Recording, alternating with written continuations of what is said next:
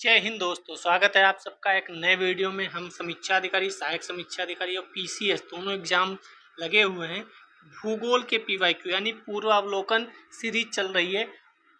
15 से ज़्यादा वीडियोज हो चुके हैं प्लेलिस्ट कमेंट सेक्शन में। हिस्ट्री की भी पूर्वावलोकन चल रही है।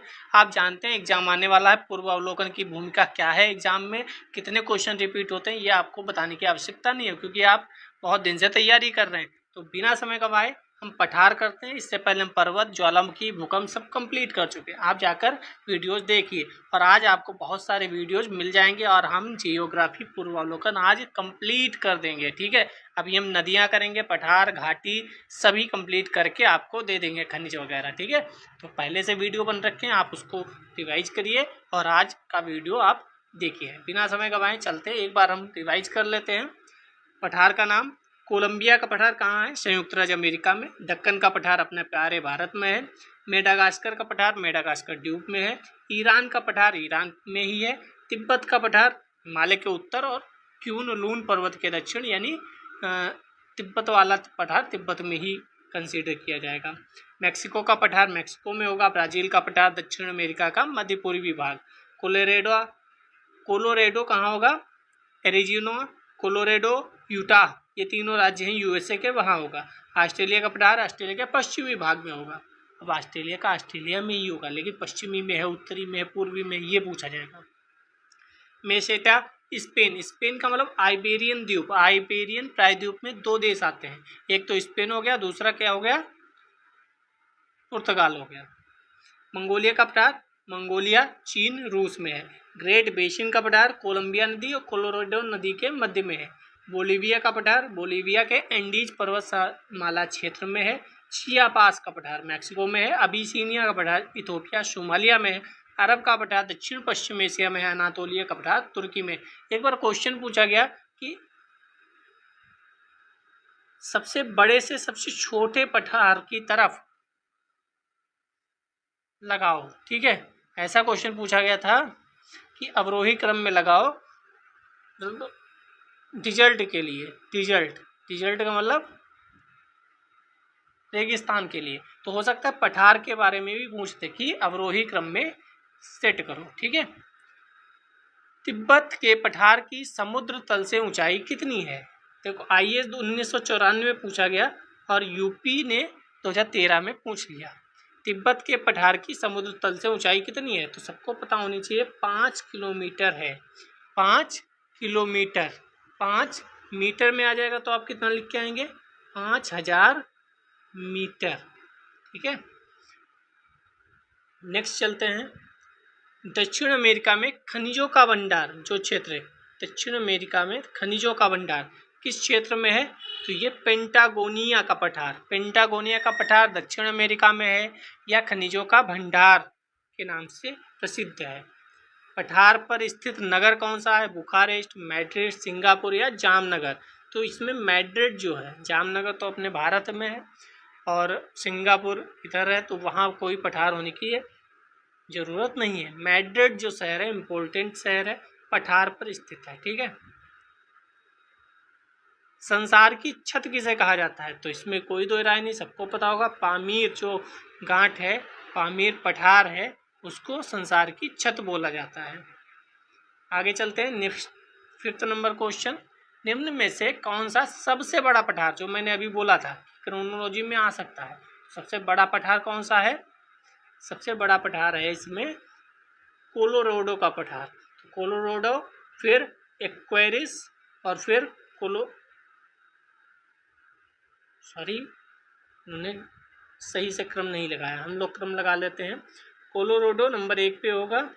ठीक है, फिर कोलंबिया नंबर 2 पे होगा, फिर कोकोनिनो 3 पे होगा और फिर एक्वेरिस 4 पे होगा। अगर ये चारों दे देता और पूछता क्रम से लगाओ तो ये भी क्वेश्चन बन सकता है। पीछे 2017 में पूछा गया, अब इतना आसान तो नहीं पूछा जाएगा, तो क्रम से लगाने को भी बोल सकता है। यहाँ पे लिखा भी है विश्व का सबसे बड़ा पठार तिब्बत का पठार है, ये भी ध्यान रखिएगा क्योंकि यहाँ तिब्बत नहीं था इसलिए हम कोलोराडो लगा रहे हैं। सबसे बड़ा पठार तिब्बत का पठार। ठीक है, कल नहीं, आज ही वीडियो अपलोड किया, उसमें हमने क्या बात देखा था? जो सर्वश्रेष्ठ चोटियाँ हैं वह हिमालय पर्वत श्रृंखला में पाई जाती हैं। भारत की सर्वश्रेष्ठ चोटियाँ, आप उसको भी देखिएगा। टेलीग्राफिक पठार किसका हिस्सा है? उत्तर अटलांटिक कटक का, दक्षिण अटलांटिक कटक का, हिंद महासागर कटक का, या इनमें से कोई नहीं। तो उत्तर अटलांटिक कटक का जो हिस्सा है वो है टेलीग्राफिक पठार। ठीक है, इतना भी हमारे लिए पर्याप्त रहेगा। निम्नलिखित में से कौन सा समूहन सही नहीं है?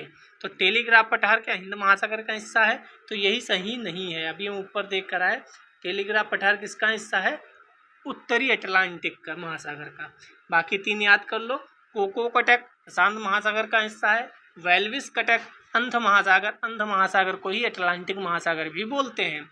अगुलहास बेसिन हिंद महासागर में है, ये इम्पोर्टेंट है। ठीक है, सही सुमेलित फिर एक बार रिवाइज कर लेते हैं। टेलीग्राफ पठार अटलांटिक महासागर में, कोको कटक प्रशांत महासागर में, वेल्विस कटक अटलांटिक या अंध महासागर में, अगुलहास बेसिन हिंद महासागर में।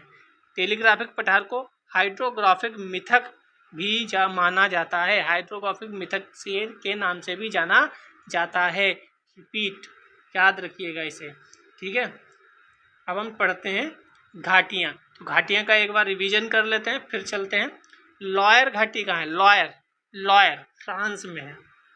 कहाँ है? फ्रांस में। सेक्रेट घाटी कहाँ है? सेक्रेट पेरू में है। बादा घाटी इंडोनेशिया में। चुम्बी घाटी भारत भूटान तिब्बत सीमा पर है। चुम्बी घाटी, चुम्बी घाटी तो अपने यहाँ है तो ज़्यादा याद रहे। चितवन घाटी नेपाल में है, ये भी याद रहे। काठमांडू घाटी नेपाल में याद ही रहती है, चितवन घाटी याद रहे। रेबिट चूहा संयुक्त राज्य अमेरिका। आप चूहा संयुक्त राज्य अमेरिका, रेबिट घाटी चूहा से याद कर सकते हैं, और मैं जो इशारा करना चाह रहा हूँ आप उस चीज़ से याद कर सकते हैं। ठीक है, चूहा डरता बहुत है। संयुक्त राज्य अमेरिका। स्वात घाटी पाकिस्तान में है। स्वात घाटी पाकिस्तान में। स्वात घाटी पाकिस्तान में। स्वात घाटी पाकिस्तान में है। ब्लैकवुड घाटी ब्लैकवुड ऑस्ट्रेलिया में। ब्लैकवुड ऑस्ट्रेलिया में। ब्लैकवुड ऑस्ट्रेलिया में है। किंग घाटी ऑस्ट्रेलिया। किंग घाटी ऑस्ट्रेलिया। किंग घाटी ऑस्ट्रेलिया। किंग राजा, काला राजा ऑस्ट्रेलिया में मिलता है। ब्लैक किंग ऑस्ट्रेलिया में मिलता है। ऐसे याद कर लो, याद हो जाएगा। ब्लैक किंग ऑस्ट्रेलिया में मिलता है, आपके दिमाग में बैठ गया, एग्जाम में आएगा, आप सही करके आओगे। ठीक है। हम्बर कनाडा में। हम्बर कनाडा। हम्बर। वोल्गन घाटी ऑस्ट्रेलिया में। वोल्गा नदी नहीं है। वोल्गन घाटी है। ऑस्ट्रेलिया में। ऑस्ट्रेलिया के बॉलर बहुत खतरनाक थे। ऑस्ट्रेलिया के बॉलर बहुत खतरनाक थे। ऑस्ट्रेलिया वोल्गन। आप एग्जाम में बैठे होंगे, आपको याद आएगा। बॉलर ऑस्ट्रेलिया के खतरनाक थे। वोल्गन घाटी। प्लीजेंट घाटी संयुक्त राज्य अमेरिका। प्लीज मान जाओ, प्लीज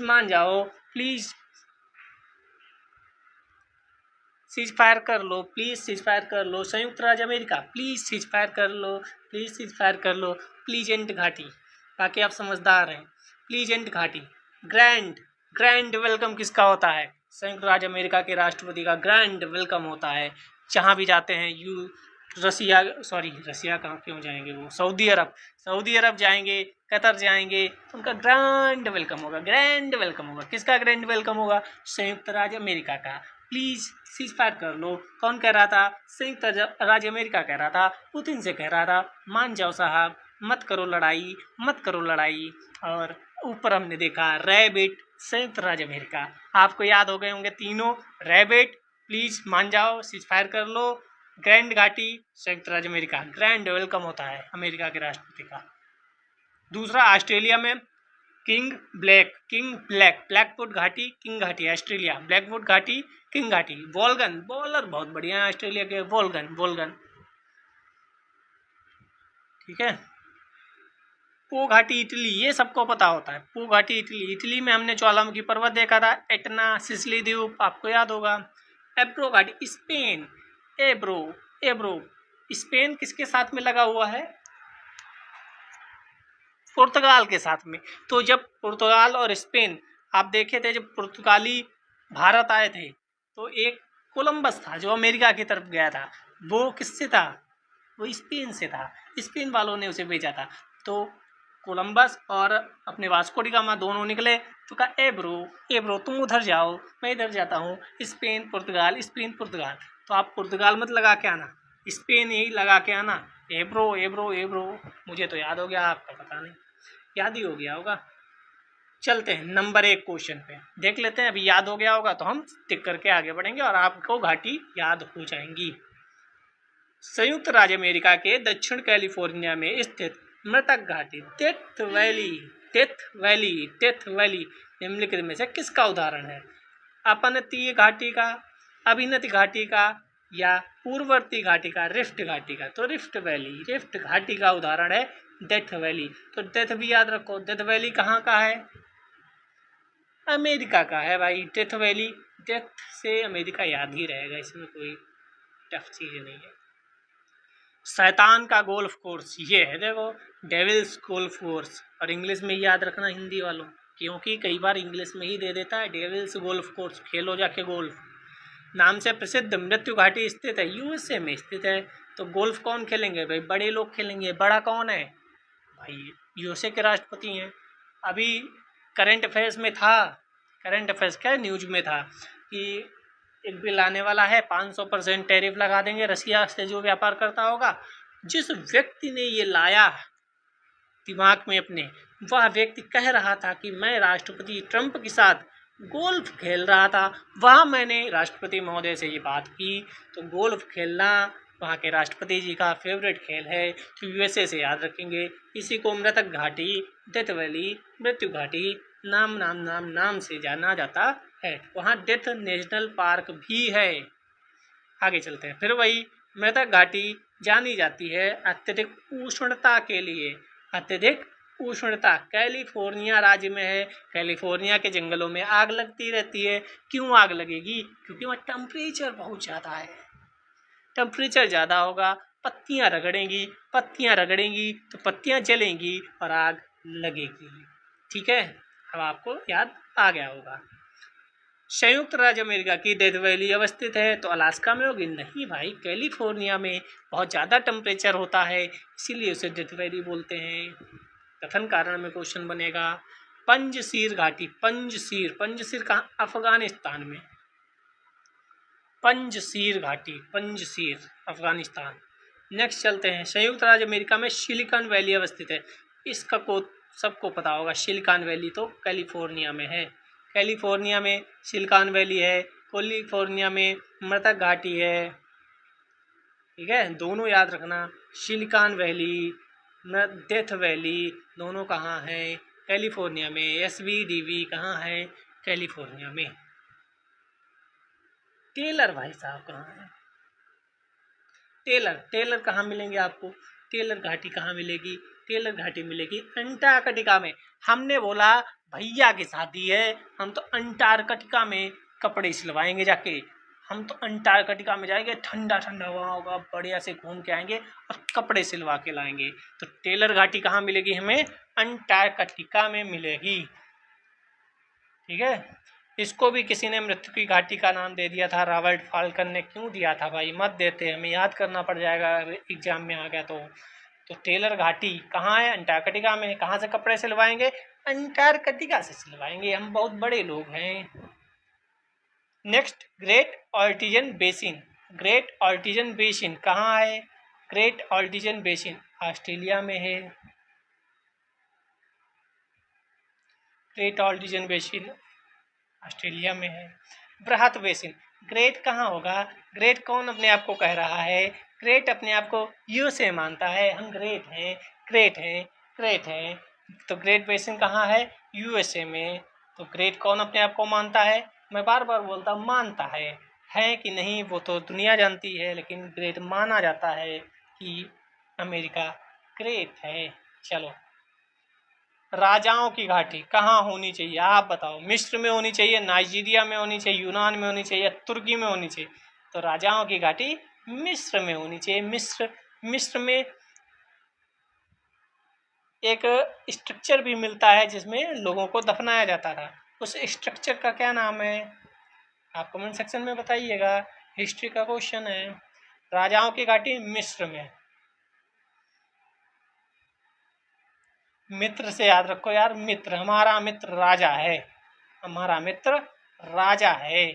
लेकिन इससे किंग घाटी में कंफ्यूज मत होना।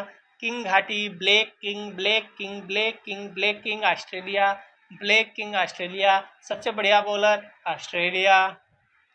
यहाँ क्या है? राजा है, हमारा मित्र राजा है। ठीक है। अंधी घाटियाँ कहाँ पाई जाती हैं? अंधी घाटियाँ पाई जाएंगी कास्ट प्रदेश में।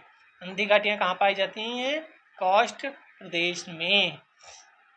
कास्ट प्रदेश में जब नदी एक विलयन क्षेत्र पर समाप्त हो जाती है तथा यह स्थिति जब एक लंबे समय तक रहती है तो सिंक के ऊपर, सिंक के बिंदुओं से उद्गम की ओर नदी अपनी घाटी को कास्ट मैदान से अधिक नीचे कर लेती है। इस अवस्था में नदी की घाटी का अंत एक विलयन छिद्र में हो जाता है। इस घाटी को अंधी घाटी कहा जाता है। कोई शक नहीं भाई। आगे बढ़ते हैं। निम्नलिखित में से कौन सी स्थलाकृति कास्ट प्रदेश में पाई जाती है? अभी तो देख कर आए सिंक होल कास्ट प्रदेश में पाई जाती है। सिंक होल कास्ट प्रदेश में पाई जाती है।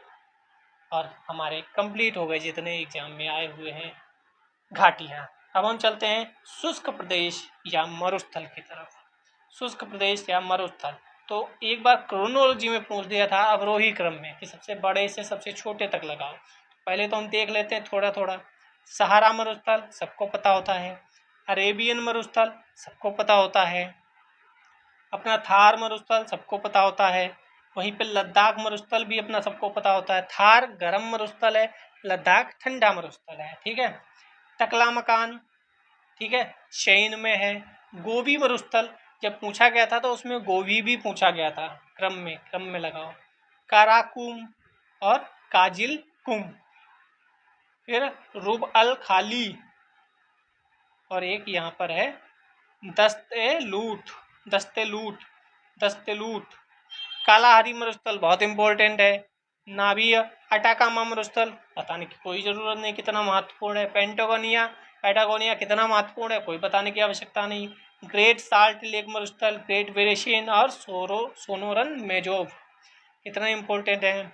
फिर इधर आ पाएंगे तो तनागी, गिल्सन, सिम्पसन, ग्रेट सैंडी मरुस्थल और ग्रेट विक्टोरियन मरुस्थल हो गया।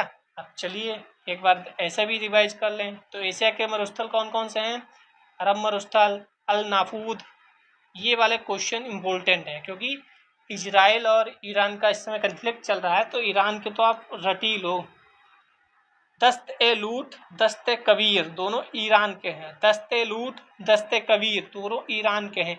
दस्त-ए-लूट, दस्त-ए-कबीर दोनों ईरान के हैं।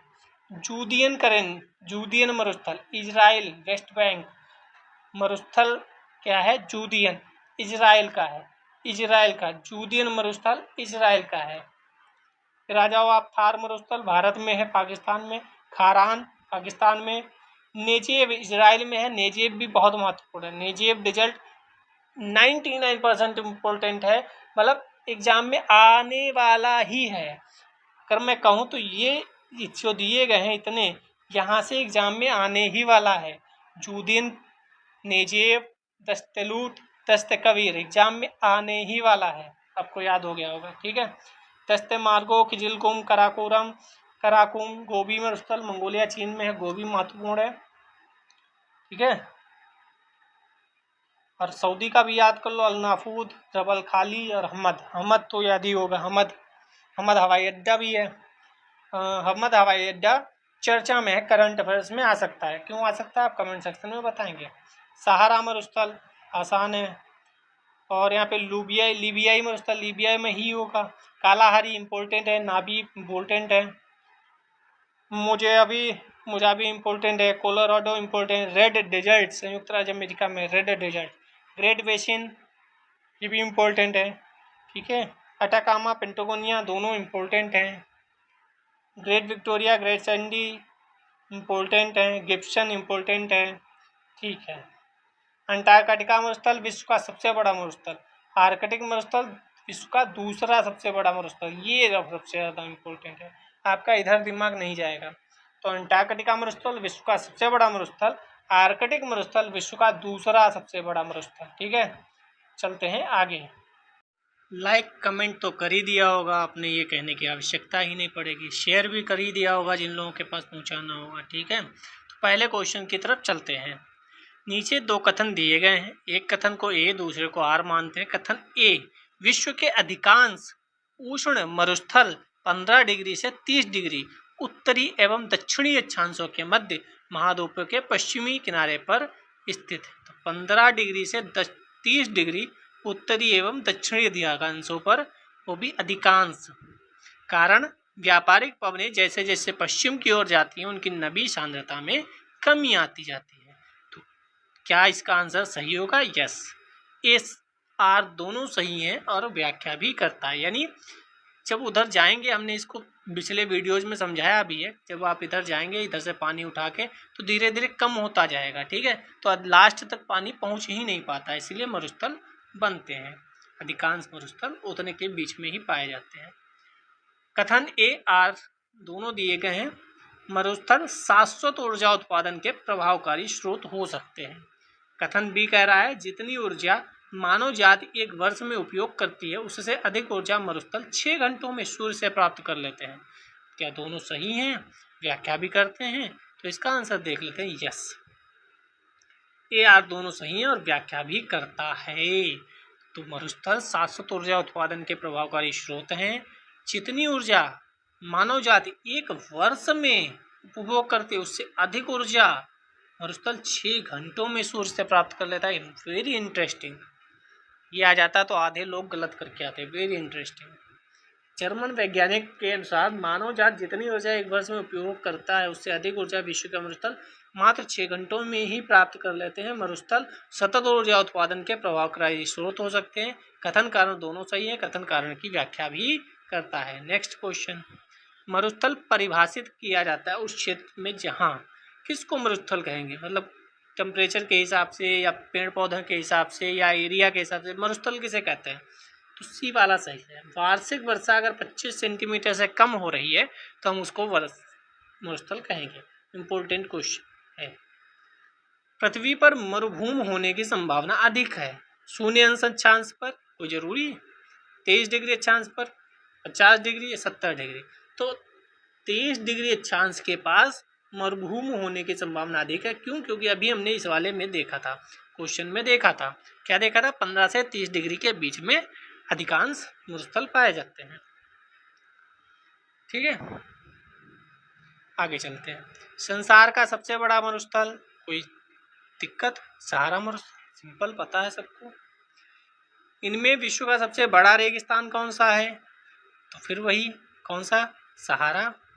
संसार का सर्वाधिक जनसंख्या वाला मरुस्थल, आपकी ध्यान रखना, जनसंख्या वाला पूछा है तो इसमें होगा थार मरुस्थल, अपना राजस्थान और गुजरात वाले क्षेत्र में सबसे अधिक जनसंख्या वाला।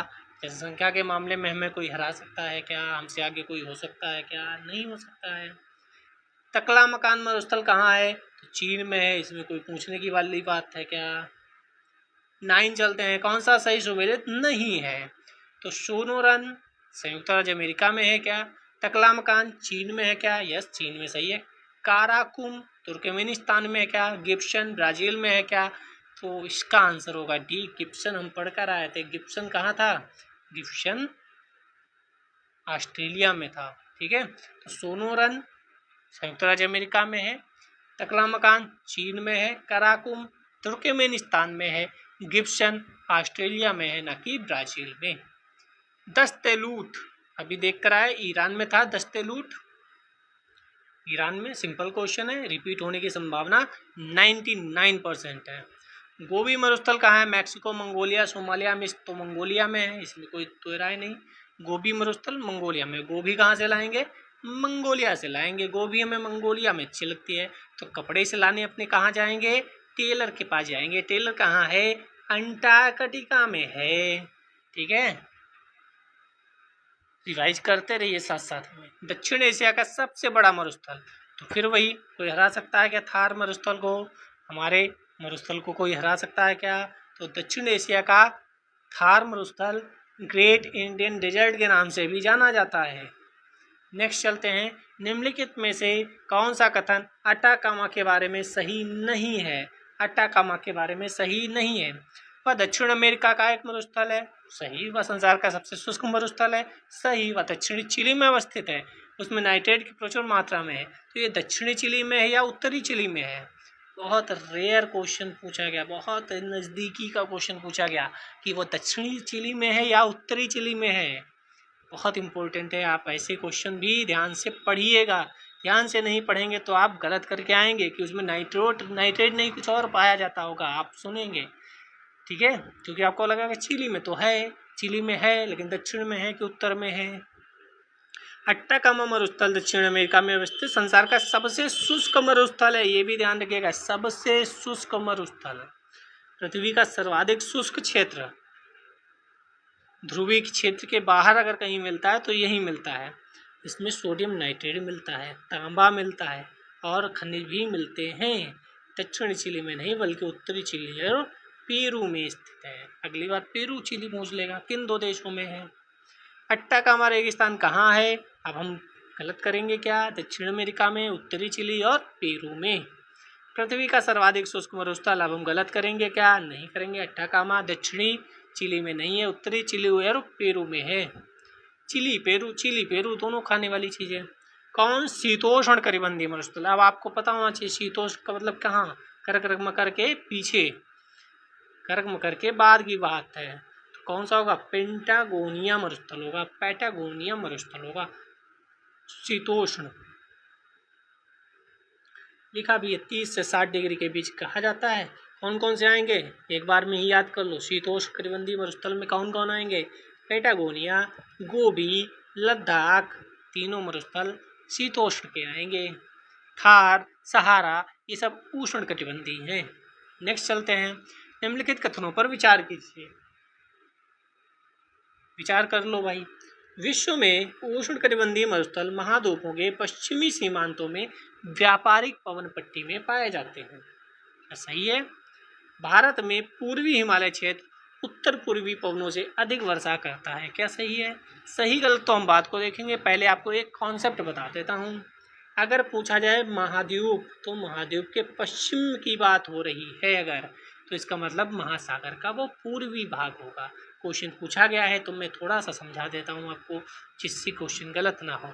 मान लो ये आपका महासागर है, क्या है? सागर ही लिख देते हैं सिंपल सा। ये क्या है? अपना सागर है। और ये मान लो अपना क्या है? महाद्वीप है। द्वीप शॉर्टकट में लिख देते हैं, महाद्वीप है। तो द्वीप का अगर हम पश्चिमी भाग कहेंगे, द्वीप का हम पश्चिमी भाग कहेंगे, तो सागर का ये पूर्वी भाग होगा। क्या समझे? अगर हम द्वीप का पश्चिमी भाग कह रहे हैं तो ये सागर का पूर्वी भाग होगा। इसमें कंफ्यूज बिल्कुल मत होना, वरना चक्कर में फंस जाओगे आप, आता हुआ क्वेश्चन गलत हो जाएगा। अब इसमें चलते हैं। विश्व में उष्णकटिबंधीय मरुस्थल महाद्वीपों के पश्चिमी सीमांतों में व्यापारिक पवन पट्टी में पाए जाते हैं।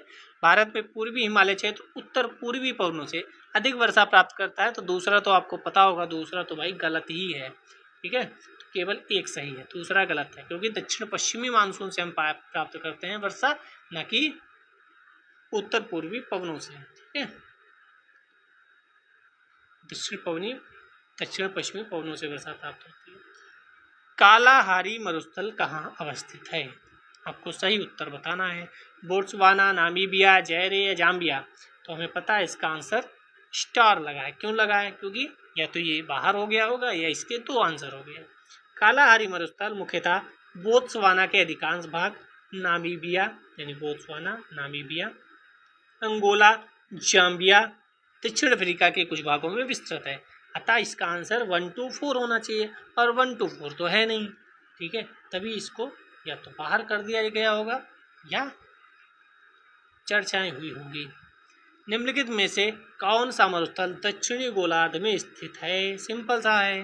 गोबी मरुस्थल अभी देख कर आए, सहारा मरुस्थल अभी देख कर आए, चिहुआहुन ये थोड़ा अलग है, कालाहारी भी अभी देख कर आए। तो कौन सा मरुस्थल होगा? कालाहारी मरुस्थल है जो दक्षिणी गोलार्ध में स्थित है। बाकी आप याद रखिए, बाकी सब कहाँ है? उत्तरी में। तो सहारा, गोबी, चिहुआहुआन कहाँ है? उत्तरी में है, ठीक है। नेक्स्ट चलते हैं 20 नंबर। अफ्रीकी और यूरेशियाई मरुस्थलीय क्षेत्र के निर्माण का मुख्य कारण क्या हो सकता है? क्या उपोष्ण उच्च दाब कोशिकाओं में अवस्थित है? नंबर 2, या उष्ण महासागर धाराओं के प्रभाव क्षेत्र में पड़ता है?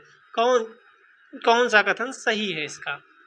तो इसका ए सही है, केवल एक सही है, दूसरा गलत है, क्योंकि यह उष्ण महासागर धाराओं के प्रभाव क्षेत्र में नहीं पड़ता है। नेक्स्ट चलते हैं, ग्रेट विक्टोरियन मरुस्थल कहाँ है? विक्टोरिया आ गई, विक्टोरिया होंगे तो कहाँ होगा? ऑस्ट्रेलिया में होगा। ग्रेट विक्टोरिया मरुस्थल कहाँ है? ऑस्ट्रेलिया में है। अब हमें कर लेते हैं घास के मैदान। घास के मैदान भी निपटा लेते हैं तो अच्छा रहेगा। कुछ घास के मैदान देख लेते हैं। तो यहाँ पे आपको घास के मैदान मिल रहे हैं, वेल्ड मिल रहा है, सवाना मिल रहा है, पुस्टाज मिल रहा है, स्टेपी मिल रहा है। डाउन्स यहाँ मिलेंगे, पंपास यहाँ मिलेंगे, कैंपास यहाँ मिलेंगे, सिल्वास, लानोस, प्रेरी यहाँ मिलेंगे, टुंड्रा यहाँ मिलेगा। टुंड्रा ऊपर मिलेगा। तो ऊपर क्या मिलेगा? टुंड्रा। फिर से देख लेते हैं, यहीं पे हो जाएगा तो बढ़िया रहेगा, फिर हम अच्छे से रिवाइज करते हुए आगे बढ़ेंगे। सवाना आपको अफ्रीका में मिल रहा है, बीचों बीच में सवाना मिल रहा है, यानी यहाँ जो भी कंट्री होंगी वहाँ सवाना मिलेगा। दक्षिण अफ्रीका की बात होगी तो वेल्ड कहाँ होगा? दक्षिण अफ्रीका में। डाउन्स कहाँ होगा? ऑस्ट्रेलिया में। पंपास नीचे होगा, कैंपास ब्राजील में होगा, सेल्वास इधर होगा, लानोस वेनेजुएला ऊपर होगा, प्रेरी अमेरिका में है, ठीक है, पुस्टाज यूरोप में है, स्टेपी भी यूरोप और रसिया के साथ में है, मंचूरिया घास का मैदान चीन में होगा। ठीक, पढ़ लेते हैं। पहला ही क्वेश्चन आपके स्क्रीन पर दिख रहा है, एक तरफ घास के मैदान, दूसरी तरफ देश या महाद्वीप दिए गए हैं। तो अभी हम देख कर आए वेल्ड को उठाओ, दक्षिण अफ्रीका लगाओ। देखो क्या सी का दो एक ही जगह है? नहीं, दो जगह है। डाउन्स का उठा लो, डाउन्स कहाँ होगा? ऑस्ट्रेलिया में होगा। तो आंसर हमारा हो जाएगा अपने आप सी। घास के मैदान अगर आप गलत करके आते हैं तो आपको कोई माफ़ी नहीं मिलेगी। डी का 4, सी का 2, बी का होगा 1। प्रेरिस संयुक्त राज्य अमेरिका, स्टेपीज रसिया में, अभी देख कर आए। ठीक है, स्टेपीज रसिया, प्रेरी संयुक्त राज्य अमेरिका, वेल्ड दक्षिण अफ्रीका, डाउन्स ऑस्ट्रेलिया। ये तो सबको याद ही होते हैं, बस स्पीड में हम कर लेते हैं क्वेश्चन। कौन सा सही नहीं है? तो प्रेरीज उत्तर अमेरिका सही है, पंपास दक्षिण अफ्रीका, स्टेपीज यूरोप सही है, वेल्ड ऑस्ट्रेलिया सही है। तो क्या गलत होगा? गलत होगा पंपास या वेल्ड दक्षिण अफ्रीका था, अभी देख कर आए थे। ऑस्ट्रेलिया में तो डाउन्स थे, डाउन हो गए, डाउन सबसे नीचे ऑस्ट्रेलिया है। ऑस्ट्रेलिया कहाँ है? सबसे डाउन में है, डाउन में याद रखेंगे, सबसे डाउन में क्या है? ऑस्ट्रेलिया है। घास के मैदान महाद्वीप, तो वेल्ड को उठाओ और लगाओ अफ्रीका। वेल्ड कहाँ है? अफ्रीका। सभी जगह वेल्ड आपको मिल रहा है। डी का 2, तो ये दोनों तो गलत हो गए, बी और सी तो गलत हो गए। प्री कौन है? उत्तरी अमेरिका प्री है हमारा, उत्तरी अमेरिका हमारा प्री है, और हम एक आंसर ए के साथ चले जाएंगे। उत्तरी अमेरिका में प्री है। बी का 3, स्टेपी यूरोप और रसिया दोनों हो सकता है, तो यूरोप आए तो यूरोप भी लगा देना, रसिया आए तो रसिया भी लगा देना। और बचा लानोस दक्षिण अमेरिका है। ठीक है, फिर चलते हैं, कौन सा सही जोड़ा है? तो पंपास, सवाना, स्टेपीज, कैंपास। तो स्टेपी क्या अमेरिका में था? नहीं भाई, स्टेपी अमेरिका में कहाँ था? पंपास अर्जेंटीना में था। ठीक है, पंपास अर्जेंटीना में था। आगे बढ़ते हैं, तो कैंपास ब्राज़ील में था, पंपास अर्जेंटीना, ब्राज़ील, उरुग्वे में था। सवाना पूर्वी अफ्रीका यानी केन्या तंजानिया में है। स्टेपी रूस और मध्य एशिया में है। यूरेशिया यानी यूरोप और एशिया, रूस थोड़ा सा। सवाना का सर्वाधिक विस्तार कहाँ है? सवाना पहली बात तो है कहाँ? अफ्रीका में है। केन्या तंजानिया में है, तो सबसे ज़्यादा अफ्रीका में है। सर्वाधिक क्या अफ्रीका में ही है, सर्वाधिक और कम। सवाना घास का मैदान पूर्वी अफ्रीका में फैला, ये भी ध्यान रखिएगा। कौन से अफ्रीका? पूर्वी अफ्रीका। ठीक है, दक्षिण अमेरिका में मध्य अक्षांशी घास के मैदान का क्या नाम है? दक्षिण अमेरिका में मध्य अक्षांशी, ये वेल्ड सबसे नीचे था, तो मध्य अक्षांशी क्या था? मध्य अक्षांशी था पंपास। दक्षिण अमेरिका में मध्य अक्षांशी पंपास था। वेल्ड तो अपना दक्षिण अफ्रीका में आ गया, प्रेरी उत्तर अमेरिका में चला गया, डाउन्स ऑस्ट्रेलिया में है, और स्टेपीज कहाँ है? अभी ऊपर देखकर आए थे। नेक्स्ट चलते हैं, दक्षिण अमेरिका का चौड़ा वृक्ष रहित घास मैदान कहलाता है। चौड़ा वृक्ष रहित घास का मैदान क्या कहलाता है? तो ये कहलाता है पंपास। पंपास क्या है? चौड़ा वृक्ष रहित घास का मैदान। नेक्स्ट चलते हैं, कौन सा सही सुमेलित है? कैंपास क्या ब्राजील में है? लानोस क्या वेनेजुएला में है? पंपास क्या चिली में है? सेल्वास क्या दक्षिण ब्राजील में है? तो इसमें कौन सा सही है? लानोस सही है। लानोस कहाँ है? वेनेजुएला में है। लानोस वेनेजुएला में है। कंपास दक्षिण पूर्वी ब्राजील में है, ना कि उत्तरी ब्राजील में। उत्तरी, दक्षिणी, पूर्वी, पश्चिमी याद रखिएगा। पंपास अर्जेंटीना में है, ना कि चिली में है। सेल्वास अमेजन बेसिन में है, ना कि दक्षिणी ब्राजील में है। नेक्स्ट चलते हैं, कौन सा सही सुमेलित नहीं है? नहीं है, सही है, दोनों पे सर्किल बनाते रहिएगा। डाउन्स उष्णकटिबंधीय घास का मैदान है? नहीं, डाउन्स तो डाउन है। डाउन है तो उष्णकटिबंधीय कैसे होगा? सिंपल सा, यही गलत कर दो। सिंपल सा है, तो वो मिल गया। डाउन से डाउन है, डाउन है तो नीचे ही होगा। नीचे होगा तो शीतोष्ण में होगा या शीत में होगा, उष्ण में थोड़ी होगा। स्टेपेज शीतोष्ण है, सेल्वास उष्ण है, टैगा शीतोष्ण है। आगे चलते हैं, 11 नंबर क्वेश्चन, निम्नलिखित में से कौन शीतोष्ण घास का मैदान नहीं है? वेल्ड नीचे है दक्षिण अफ्रीका में, तो वो तो नीचे ही होगा। डाउन्स नीचे ही है, आंसर होगा इसका सवाना। सवाना जो है वह शीतोष्ण नहीं है, बल्कि क्या है? उष्णकटिबंधीय। 12 चलते हैं, निम्नलिखित में से किस एक देश में पंपास घास के मैदान स्थित हैं? तो 3 चीजें आपको याद रखनी है। घास के मैदान में 3 चीजें याद रखनी है। कौन कौन सी? किन देशों में है, और उष्णकटिबंधीय है या शीतोष्णकटिबंधीय। ठीक है, देश याद होंगे तो आपको महाद्वीप याद ही हो जाएगा। किस एक देश में पंपास घास के मैदान स्थित है? तो इसका आंसर आपको पता होना चाहिए। 2 होंगे, ये बाहर हो गया होगा। पंपास घास का मैदान अर्जेंटीना के ब्यूनस आयर्स, ला पंपा, संताफे, एंतरे रियोस, कोर्डोबा प्रांत में, ब्राजील के दक्षिणी प्रांत तथा उरुग्वे में फैला हुआ है। तो यहाँ उरुग्वे दिया है, अर्जेंटीना भी दिया है, तो दोनों आंसर हो सकते हैं, इसीलिए ये बाहर कर दिया गया होगा। 13 नंबर क्वेश्चन, निम्नलिखित देशों में किसमें पंपास घास का मैदान है? तो पंपास अभी ऊपर देख कर आए, अर्जेंटीना में भी था और उरुग्वे में भी था और ब्राज़ील में भी था। तो यहाँ भी अर्जेंटीना और ब्राज़ील दोनों में है, तभी गलत कर दिया गया। हालांकि आयोग ने इसका उत्तर ये बताया क्योंकि अर्जेंटीना में ज़्यादा है। ठीक है, उसके साथ चले गए, लेकिन ये गलत ही क्वेश्चन होना चाहिए। 14 नंबर, निम्न में से कौन से शीतोष्ण घास के मैदान यूरेशिया में पाए जाते हैं? तो ये तो अभी ऊपर देख कर आए, हम बार बार बोल रहे हैं, रसिया, यूक्रेन, रसिया और यूरोप, रसिया, यूरोप। ये क्वेश्चन का महत्व क्या है? 13 नंबर क्वेश्चन जो अभी हमने किया, ऐसे क्वेश्चन आए तो आप ज़्यादा जहाँ पर एरिया कवर को हो रहा है उसको लगा कर आ जाइएगा। ठीक है, अगर दोनों आंसर हों तो आप उसको लगाइएगा जहाँ ज़्यादा एरिया कवर हो रहा है। देखो आयोग ने उसी को आंसर माना, वरना अगर हो सकता है बाहर भी हो सकता है। ठीक है, निम्नलिखित प्राकृतिक प्रदेश में किसे बड़े शिकारों की भूमि के नाम से जाना जाता है? बड़े शिकारों की भूमि, सिंपल सवाना वाला होगा। सवाना उष्णकटिबंधीय, बढ़िया घास होगी, बढ़िया घास होंगे तो बढ़िया जानवर होंगे, बढ़िया जानवर होंगे तो शिकार भी लोग खूब करेंगे। 16 क्वेश्चन, इस वीडियो का अंतिम क्वेश्चन।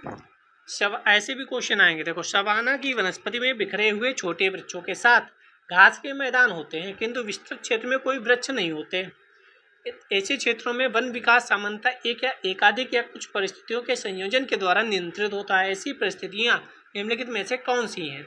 बिलकारी प्राणी और दीमक, दूसरा अग्नि, चरने वाले तृणभक्षी प्राणी, मौसमी वर्षा या मृदा के गुण, कौन सा सही है?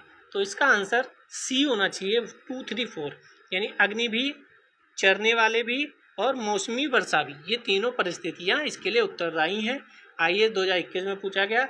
अगले वीडियो में आपको मिलेगा विश्व के देश एवं उनकी सीमाएं और इसके आगे के सारे कॉन्सेप्ट। ठीक है, छोटे छोटे 40-40 मिनट के वीडियो बना रहे हैं, लेकिन आप 15 से अधिक वीडियो हो चुके हैं। प्लेलिस्ट कमेंट सेक्शन में है, पिन है, आप जाकर डिस्क्रिप्शन में भी है, एंजॉय कर सकते हैं। कमेंट करके बताइएगा कि कैसा लगा वीडियो और अगला हम कौन सा सब्जेक्ट आपके लिए लाएं। हिस्ट्री भी ऑलरेडी चल रहा है, उसके अलावा कौन सा करा सकते हैं, क्योंकि अभी 27 तारीख तक बहुत टाइम हमारे पास और बढ़िया से RO की तैयारी हो जाएगी। और आप अगर PCS की भी तैयारी कर रहे हैं तो उसके लिए भी आप प्लेलिस्ट सेव कर लीजिए। और मिलते हैं नेक्स्ट वीडियो में, जो कि आज ही आपको मिलेगा।